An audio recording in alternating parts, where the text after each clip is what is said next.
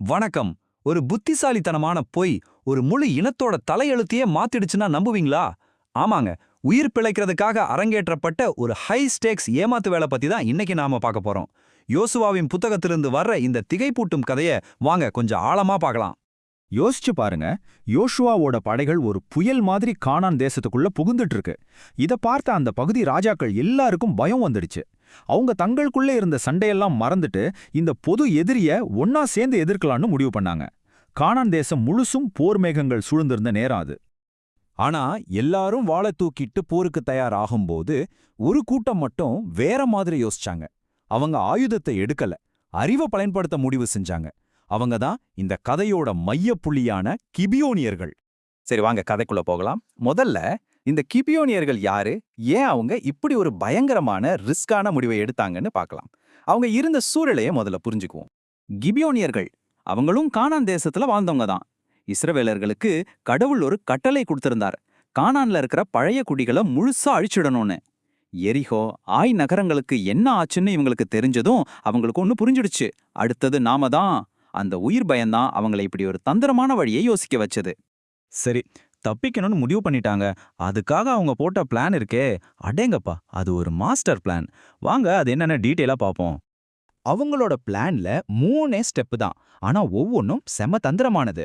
1, நாம ரொம்ப தூரத்துல இருந்து வர தூதர்கள் மாதிரி நடிக்கணும். 2, அந்த பொய்ய நம்ப வைக்கிறதுக்கு பக்காவான ஆதாரங்களை உருவாக்கணும். 3, நேரா யோசுவா கிட்ட போய் சமாதான ஒப்பந்தம் கேட்கணும். சிம்பிள் ஆனா பவர்ஃபுல். அவங்க எவ்வளோ டீட்டெயிலா யோசிச்சிருக்காங்கன்னு பாருங்க. அவங்க கழுதைகள் மேல போட்டிருந்த சாக்கு மூட்டையெல்லாம் பழையசா கிழிஞ்சு போயிருந்துச்சு. திராட்சை ரசம் வச்சிருந்த தோல் பையெல்லாம் காஞ்சு கிழிஞ்சு போயிருந்துச்சு. அவங்க போட்டிருந்த செருப்பு, ட்ரெஸ் எல்லாமே பல மாசம் பயணம் செஞ்சா எப்படி இருக்குமோ அப்படி இருந்துச்சு. இதுக்கெல்லாம் ஹைலைட்டே அவங்க கொண்டு வந்த ரொட்டி தான். அது காஞ்சு போய் பூசணம் பிடிச்சிருந்துச்சு. பார்க்குற யாருமே நம்பிடுவாங்க இல்லையா? யோசுவாம பார்த்ததும் ரொம்ப பணிவா பேசுறாங்க. ஐயா, நாங்க உங்க அடிமைகள், உங்க கடவுளோட புகழ கேள்விப்பட்டு ரொம்ப தூரதேசத்திலிருந்து வந்திருக்கோம்னு சொல்றாங்க.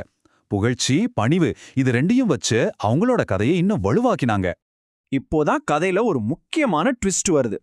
கிபியோனியர்களோட நாடகம் ஒரு பக்கம் போயிட்டு இருக்கு. ஆனா இஸ்ரவேலர்கள் பக்கம் என்ன நடக்க போகுது? அவங்களோட நடிப்புல இஸ்ரவேல் தலைவர்கள் மொத்தமா மயங்கிட்டாங்க.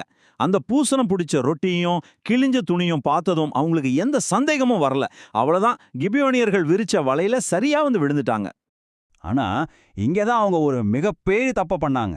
ஒரு முக்கியமான முடிவை எடுக்கிறதுக்கு முன்னாடி அவங்க யாருக்கிட்ட கேட்கணுமோ அவங்க கிட்ட கேட்கல.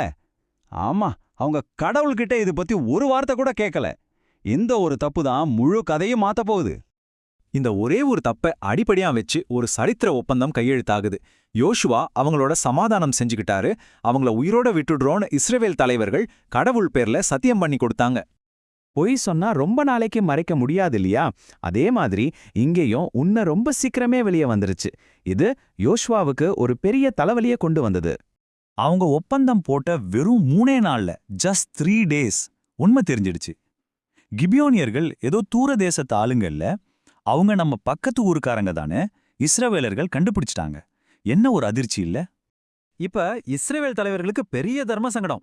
ஒரு பக்கம் கடவுள் பேர்ல செஞ்ச சத்தியம், அவங்கள ஒன்றும் பண்ண மாட்டோம்னு சத்தியம் பண்ணிட்டோமே. இன்னொரு பக்கம் கடவுளோட பழைய கட்டளை, இந்த தேசத்து மக்களை முழுசா அழிச்சிடணும்னு சொல்லியிருக்காரே. இப்ப என்ன பண்றது? கடைசியில அவங்க செஞ்ச சத்தியம் தான் ஜெயிச்சது. நாம இஸ்ரவேலோட கடவுள் பேர்ல அவங்களுக்கு சத்தியம் பண்ணி கொடுத்துருக்கோம், அதனால இனிமே அவங்கள தொடக்கூடாதுன்னு முடிவு பண்ணிட்டாங்க. அந்த காலத்துல சத்தியம்ங்கிறது அவ்வளவு முக்கியமானது. சரி, கொல்ல முடியாது, ஆனா ஏமாத்துனதுக்கு தண்டனை கொடுத்தே ஆகணும். அப்ப என்னதான் தீர்வு? அவங்க செஞ்ச சத்தியத்தையும் காப்பாத்தி அதே நேரம் தப்புக்கு ஒரு தண்டனையும் கொடுக்கற மாதிரி ஒரு வழியை கண்டுபிடிச்சாங்க. யோசுவா உடனே கிபியோனியர்களை கூப்பிடுறாரு. நீங்க எங்க கூடவே தான் இருக்கீங்க, அப்புறம் எதுக்கு இவ்வளவு தூரத்துல இருந்து வரதா பொய் சொல்லி எங்களை ஏமாத்துனீங்கன்னு நேருக்கு நேரா கேக்குறாரு. ஒரு தலைவனோட கோவத்தையும் ஏமாற்றத்தையும் அந்த கேள்வியில பார்க்க முடியுது. அதுக்கு அவங்க சொன்ன பதில் ரொம்ப சிம்பிள். உங்க கடவுள் இந்த தேசத்துல இருக்கிற எல்லாரையும் அழிக்க சொன்னாருன்னு எங்களுக்கு நல்லா தெரியும். எங்க உயிருக்கு பயந்து தான் இப்படி செஞ்சோன்னு சொல்றாங்க. அவங்க நோக்கம் ஒன்னே ஒண்ணுதான், உயிர் பிழைக்கணும், 100%. கடைசியா யோசுவா அவரோட தீர்ப்ப சொன்னார். அது ஒரு பேலன்ஸ்டான தீர்ப்பு. அவங்க செஞ்ச சத்தியத்தையும் மதிக்கணும், அதே நேரம் ஏமாத்துனதுக்கு தண்டனையும் இருக்கணும். இந்த டேபிள பாருங்க. அவங்க உயிருக்கு ஆபத்து இல்ல, மரணத்திலிருந்து தப்பிச்சிட்டாங்க. ஆனா அவங்களுக்கு ஒரு சாபம் கொடுக்கப்பட்டது. இனிமே அவங்க அடிமைகளா சேவை செய்யணும். என்ன வேலை? கடவுளோட ஆலயத்துக்கு விறக வெட்டுறது, தண்ணி தூக்குறது. இதுதான் அவங்களுக்கு கிடைச்ச வாழ்க்கை.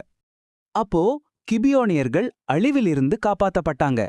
ஆனா அவங்க வாழ்க்கை இனிமே சுதந்திரமான வாழ்க்கையா இருக்காது.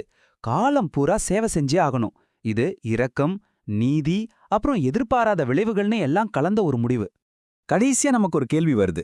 கிபியோனியர்கள் ஜெயிச்சாங்களா தோத்தாங்களா? அவங்களோட அந்த புத்திசாலித்தனமான பொய் அவங்களுக்கு வாழ்க்கை கொடுத்துச்சா இல்ல வாழ்க்கை முழுக்க அடிமைத்தனத்தை கொடுத்துச்சா? இத பத்தி நீங்க என்ன நினைக்கிறீங்க? யோசிச்சு பாருங்க.